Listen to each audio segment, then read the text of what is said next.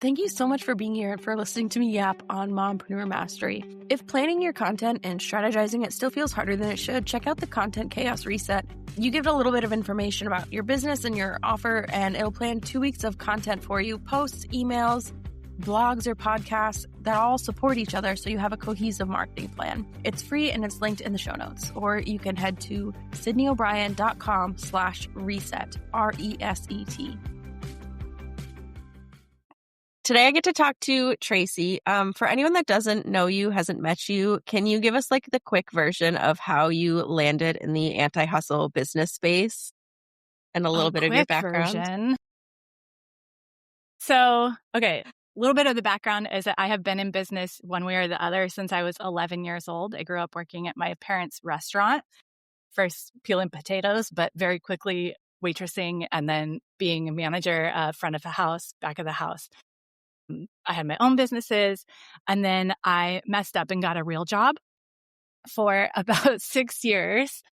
And that is really what made this business, because I was doing work I didn't really care about. I was good at it. I was basically a process innovator. I was going around to different teams and being like, what do we do here? Why do we do it that way? And making things easier to get done better, which is what I do here.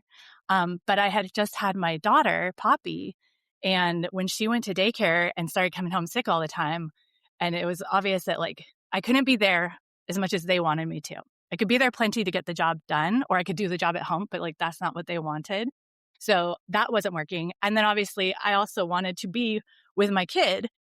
And so I was like, this 40 hours a week thing for these people with this work that I don't give a shit about is not going to work for me. So I started this business thinking, I know business. I know how to make things easier for people. Let me go do that for people I actually like.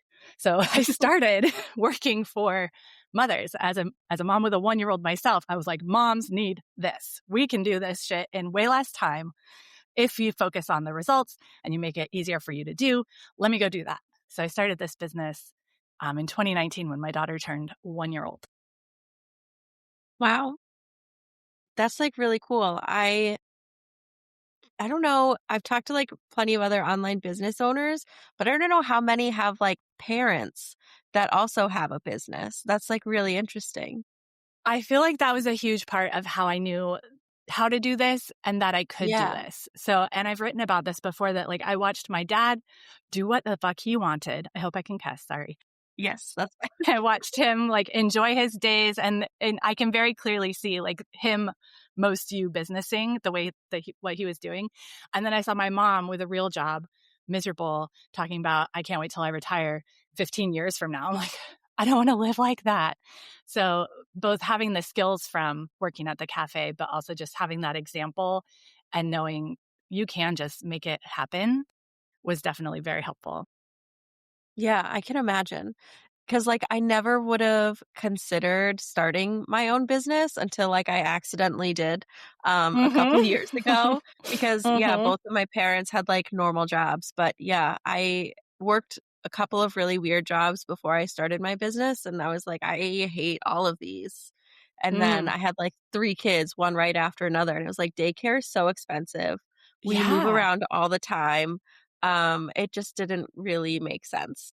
It doesn't work. So my friend Casey talks about the secret third option club, that like you started your business because you had to, because that work just was not working for you. And it sounds like that you might belong to. And I feel like I do too. Like I do feel like I was an entrepreneur at heart, but there was definitely like a crisis moment at which I realized I cannot do that work anymore. And I have since come to realize that I'm also ADHD. And I think, and maybe even on the spectrum, like there's a lot of sensory issues that I see now were part of why the 9-to-5 job was so hard, and like how everything that I'm designing here for this business is accommodating that. And like, I need that. I cannot have a real job after this, like never. Yeah, right. That makes A a real lot job. of I say sense. that in quotes because this obviously is very important work. Yeah, but, like, the thing, like, most people consider, like, a real job, I guess, Yeah. just out of the house. Yeah. None of that. And I love that you started working with moms because I do the same thing, like, this is Yeah, literally the Mompreneur Mastery podcast. exactly. For the same reason, I was like, yeah, doing marketing, like, I was like, moms mom-owned business owners need the help, like to reduce Yeah. what they're doing while still getting the same results. Exactly, exactly. We are for the same goal because, yeah, moms do not have time to be all the places. And really, you're not going to get results from being all the places, too. Like if you know the 80-20 rule, you get 80% of your results from 20% of your effort. And so we just trim off those other 4 things out of 5 things. You just don't do that. Focus on your thing. And then you'll have time to be a mom and you'll still be moving your business forward. What is like when you start working with a business owner, what is like the first thing that you recommend to them to kind of like trim the excess?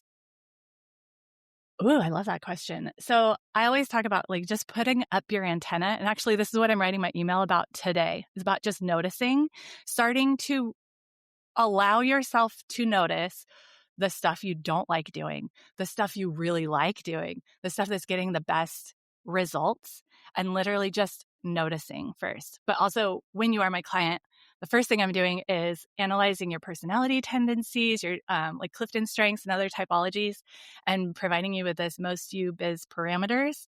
So we also are like creating this lens for you to look at everything through, realizing, oh, that's so me. That is what like that's my goal of how I want to work. And that also helps you start noticing. That makes a ton of sense. I don't know that I have heard of like any other kind of business coach doing that kind of work. I haven't really seen anybody. Like I try not to. I'm, staying on my own page, so I Right. put little blinders up. But yeah, I haven't seen anybody else, especially because I use like a combination of different personality typologies. I think it is fairly unique.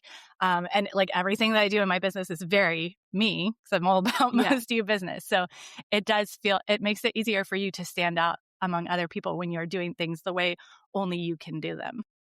Yeah. Which is also really great from like a marketing perspective to like attract the right Exactly. people, like your Exactly. absolute perfect fit clients. Yeah, when you know and a lot of times my clients will be like, "Oh, that is a thing I'm doing? Oh, that is a thing that is special about me? I didn't realize. I thought, that sounds too easy. What?" But so when we name it and then you can intentionally talk about that stuff when you're talking about your offers, you're talking about why you designed the offer a certain way or who is the right fit for the offer or anything like that. That makes it so much more clear to your people that they are your people. And it makes selling so much easier and feel good too, Yeah. because you're just Yeah. connecting with the right people. Absolutely. I love that so much. I feel like people tend to kind of overcomplicate their market, like Yes. what they think they should be Yes. doing in their marketing and what they think they should be saying. Yep. And this is something I talk about a lot because everyone, like a lot of the like gurus you see will be like, oh, Good. hop on this trend, use this like hook that'll make you go viral instead of just like Mhm. say the thing that needs to be But then said. you're You just don't going have to to, blend in. If everybody's following that same guru and you're all making the same post, then that's fucking boring and nobody yes. wants to actually pay attention to that. My friend Hunter would talk about you're really good at listening. Good job, you. You are listening to the noise out there and understanding the messaging, but like, stop it because there's so many of those gurus. Everybody out there is going to be selling you their way to do it. And maybe it worked for them. But my whole thing is good for them. But let's find what's going to work for you. There is absolutely a combination of offers, of marketing and sales strategies, of how you work every day that is uniquely you and is going to give you the very best results. Hmm. Yeah. I love that so much. So you teach less is better, but a Hmm. lot of people that I talk to feel like all the work they're doing in their business is like equally important. Yeah. Where does someone actually start when they don't have like a ton of capacity? Well, the very first lesson in my course, Sort, Purge, and Organize, which is the like, here's the process. If we're not going to work together, go through this process. The very first thing is to do a time budget exercise and literally look at what is all the stuff that you are trying to cram on your to-do list.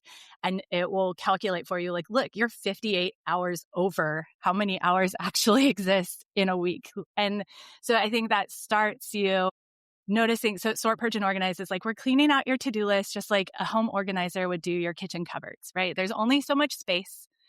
And so what is going to go in those cupboards? And we have to pull everything out and see, especially what you want to be on the list before the things you have to do on the list, before the things that you're just doing by inertia.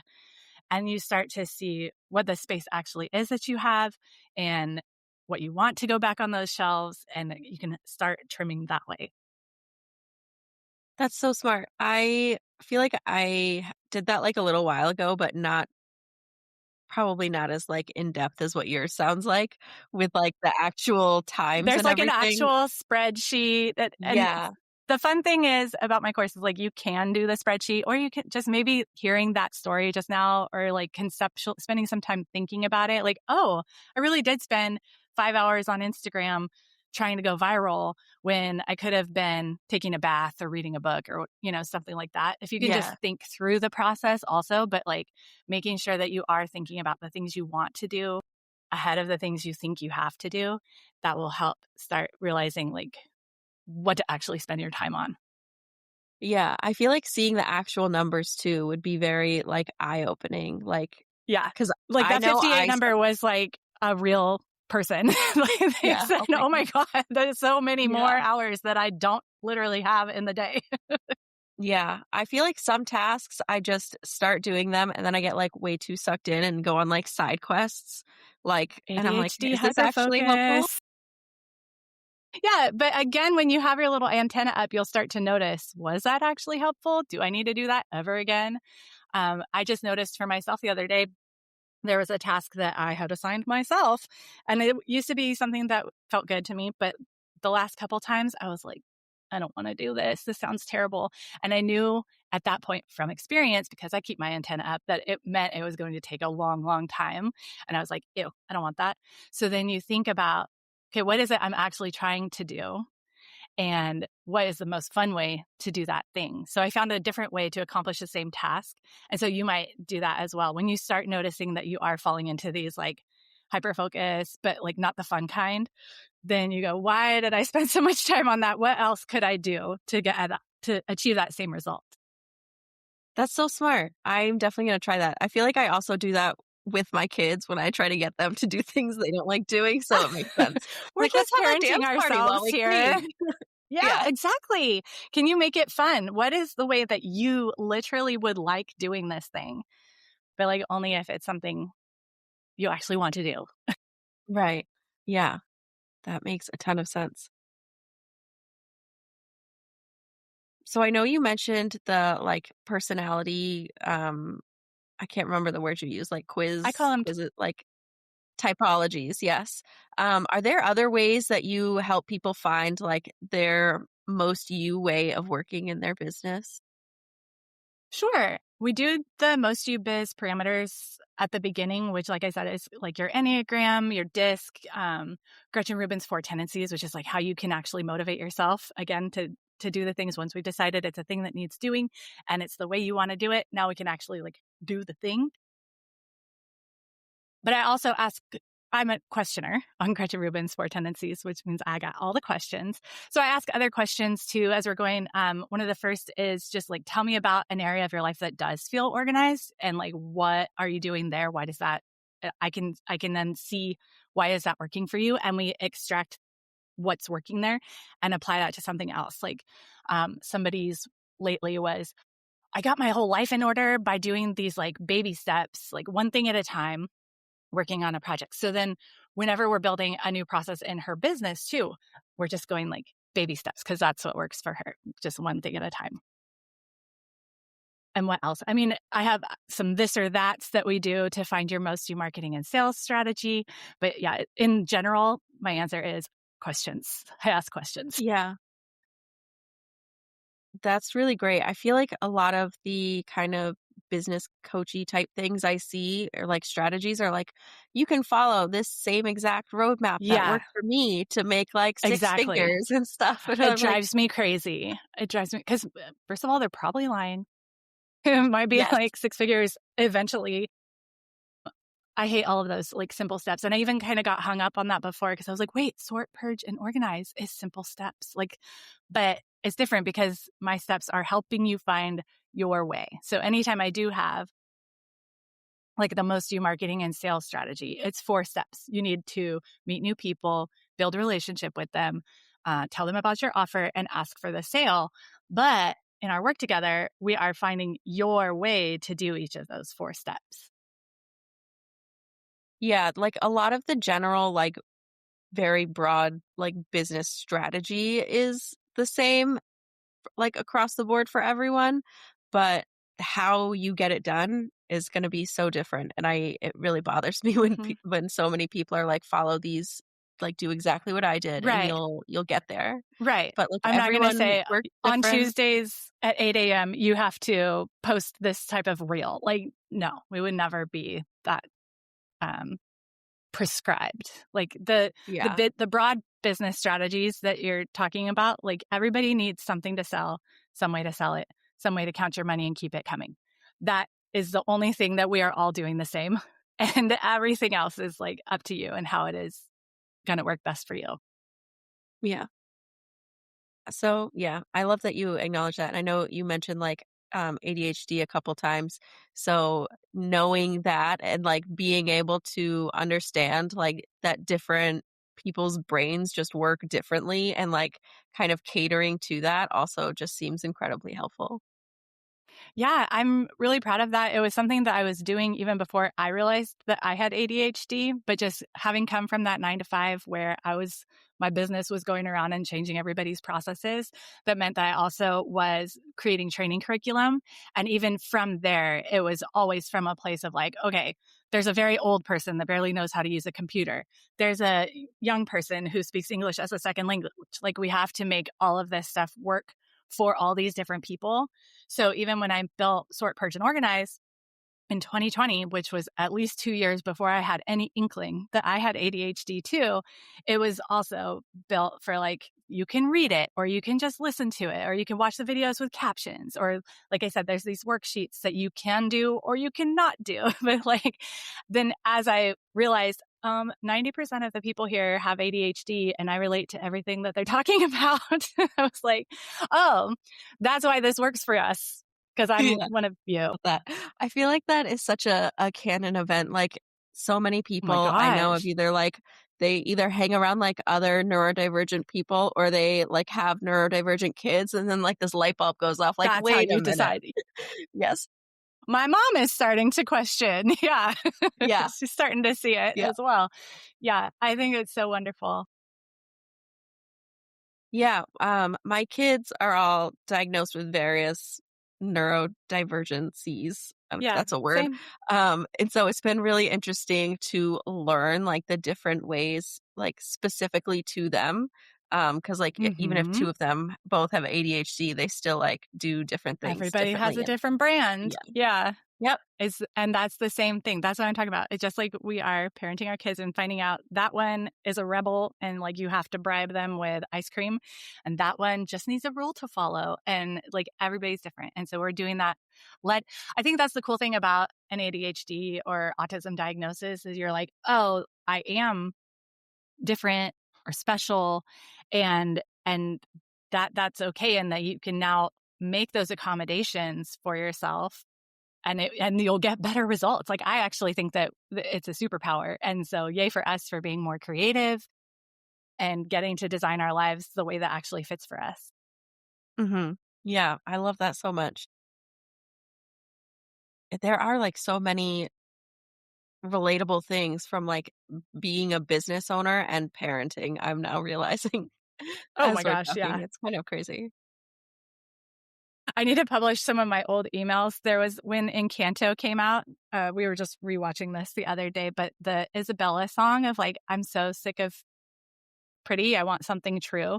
Like I wrote a whole email on that because isn't that the thing with business, right? I'm so sick of what Yeah. the shiny online business gurus are saying. I just want something that is like true for me. And thank you, being a parent, for getting that story. Yes. That's amazing. Like, if you do find that email, I would love to read it. That sounds awesome. Speaking of icky business tactics, a lot of Oh, us yeah. were, and I recently was talking about this on a previous episode about like the way some of us who kind of hopped on into online businesses, we were taught like from like kind of celebrity entrepreneurs, like really icky kind of sales tactics. What does selling look like when you kind of use your simple human selling approach? So glad you asked that. I think that's such a good question, especially for the people that came on in the 2020 era, because you're absolutely right. And those big names totally turned people off and made our good people like afraid of selling because you don't want to feel icky like that. So simple human selling came from going back to my Cafe Tracy roots. Like I remembered how I would sell pancakes and French toast. Like I was so good at selling at the cafe because I love this food and I love you and I want you to have a great breakfast. And like that enthusiasm and knowing everything about what's in the food, like that was what did it. And so when I tapped into that, I was like, really, that's just knowing the who, what, when, where, why, and how of your stuff. And then talking about that, like being the head at the waitress at the head of the table saying like, welcome, how can I help you? I'll tell you. And like, if we can think of it from that angle and remember that you are helping your person by talking about your shit so that they know it's for them and they can buy it, like then that feels so much better. We remove the ick. And again, we're doing who, what, when, where, why, and how. So it's not, you're being clear. You're not being too cutesy clever. You're not trying to convince anybody or trick anybody into buying your thing. You're literally just talking about it so that the right people know that it's for them. I love that approach. I mean, we've all gotten like the gross DMs, Oh my God. like of Yeah. the cold pitches, but also I've been on sales calls and I've talked to like lots of other business owners who have too, where they felt like super pressured to Yeah. say yes instead Yeah. of just being. I yeah, I always suggest people go with the approach of like it's more like an invitation than like Yes. and like a conversation than like a pitch. Yeah. And you can come to it. You can still do it with consent. Probably it was the first round of the Space You Want when it was spring of 2022. And this is the first time that I really felt comfortable selling and sold. Like it felt good and it worked. And I just started with, okay, who am I the most sure this is for? And I'm already real friends with this person because we have built relationship, step 2 of my most do marketing and sales. We have like an actual relationship. And so I just went to the DMs and I was like, hey, I think this thing is for you. Can I tell you more about it? So you're not like bombing them with all of this information, but just from a place of friendship, I think this is for you. Can I tell you about it? And she was like, yes. And I told her about it and she was like, yes. And she paid in 5 minutes. Like when you can make it just real and an invite, and no pressure, it absolutely works. And I'm almost 7 years into this business now. I'm still here. I'm making money. This does work. I'm seeing my clients, make more money than they ever did. And even just feeling more comfortable making those pitches, making those invitations, just talking about their shit and then finding that people say yes when you do it. Yeah, and the more you talk about it before the like invitation part, like the better it Uh-huh. is, like the better of a conversation it It's not a is. And surprise. then yeah, Yeah. and it also I love that you can have conversations beforehand with people as well about it before you even get to the inviting them to join or buy or whatever. So then it's less gross because I feel like the cold pitches are like the absolute worst. But if it's coming Yeah. from You're someone not you know going who knows you, Totally. yeah. You are not going to someone that you just found on Instagram and saying, knock, knock, want this thing. Cause you don't even know if you want that person to work with you. Yeah. Like you don't know yet. So that's why, we spend time meeting new people. But again, building relationship, either, maybe you do it through the DMs. Some people do it through a podcast. People listening to this are getting to know you and how you think about things. Maybe you do it through your emails. Like there's any number of ways to do that, build relationship. But yeah, it opens up the door then for when you start talking about your offer, maybe they're going to come to you and you don't even have to. But I do say like, be prepared to actually ask someone to buy the thing. Yeah. It's a little bit important if you want them to buy. A little. Yeah. Cause if you think about yourself as a shopper, sometimes you don't consider something because you don't know yet that it's for you, especially as we're still getting used to sharing the who, what, when, where, why, and how of our thing. And we're not really talking to it about it a lot. Some people literally don't know what it is, and they didn't even know that they should go find out. So you might have to say, hey, did you think about this? It's literally for you. Absolutely. I feel like I've bought some things that I didn't quite know existed until someone actually told me about it. Even though like I follow Mhm. them on Instagram, I honestly just like forget if read it, like it's out of my head the next minute. You have to So, say it so many times for even the people that you think are watching all the time to even hear about it. And even then, like maybe they saw one blip and then they forgot, or they saw one detail about it, but they didn't hear the rest. Or like you have to talk about it so much and go to the people. yeah, absolutely. And I feel like doing it that way as well, having like those more like relationships and authentic conversations leads to having like a better client experience, which is really great for them, but Yes. also for you because then you're also getting like good reviews, you're getting like referrals. So it's just helpful all around. Well, and that's another reason not to do the high pressure or manipulation kind of selling, because if you do trick someone into buying your thing, then maybe it's not for them and they're going to have a bad time. And you don't want that either. So yeah, when like I have been very patient when sometimes I know you could use this thing, I would be like, come on, friend, I know you could do it. But it wasn't the right time for them. And so it wasn't the right time and I didn't push it. And then they would come back, a year or 2 years later, and now it's the right time. And I get that, like, thank you, Tracy, for letting me just chill until it was the right time. So you're doing nothing but good letting people think about it themselves and like make their own decisions. Yeah, exactly. Now, if someone is listening right now and they want to make one change this week that would make a pretty big difference in their business when it comes to like making it less hustly, what do you think that one change should be? What I want it to be is just literally say no to the thing that you hate the most. Just stop doing it. Just pretend it's the first week of the pandemic and watch Tiger King instead. Like, you don't have to do the thing. Stop doing it and see what happens. I think Yeah. that would be my favorite.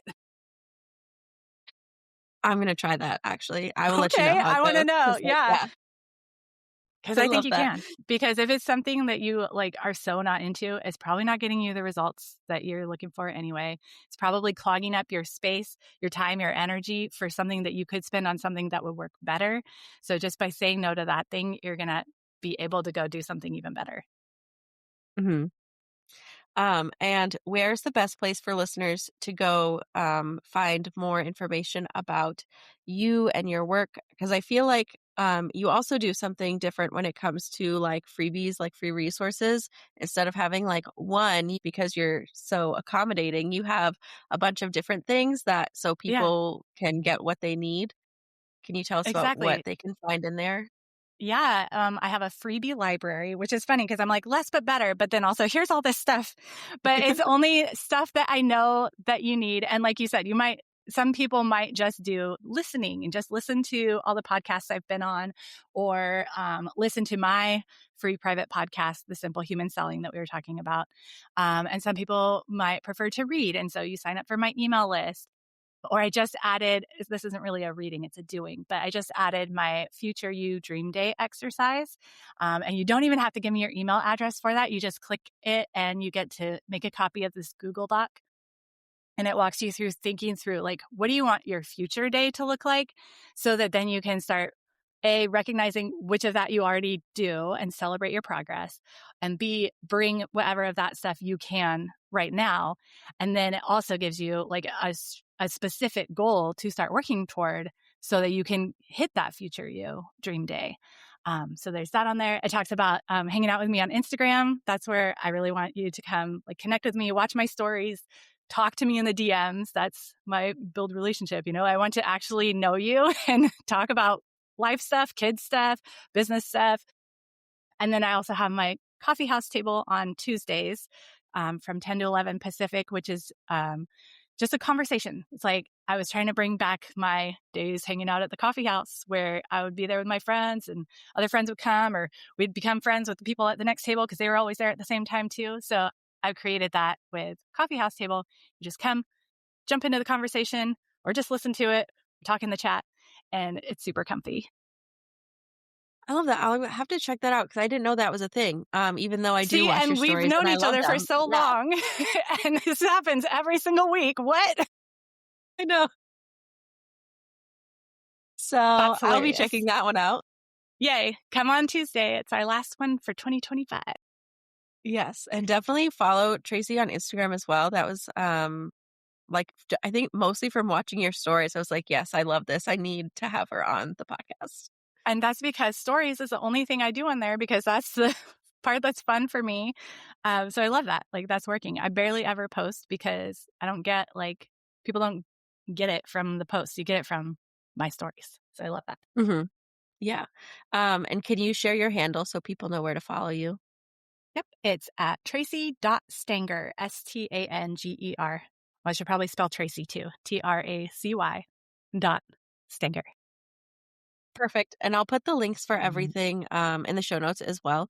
But thank you so much for coming and sharing all of your insane knowledge with us. Well, thank you so much. Thank you. That's it for this episode of Mompreneur Mastery. If you're building a business around your life, not the other way around, and you're tired of being told to hustle harder to make sales when you're already hustling at 110%, I hope this gave you a breath of fresh air. And if it did, I would love it if you left a quick review or shared this with another mom entrepreneur who is ready to market with more strategy and way less stress. And if you want to see what a cohesive content map across multiple platforms with strategic messaging looks like, check out the link in the show notes to grab your free copy of the Buyer Journey Content Map. I'll see you next time.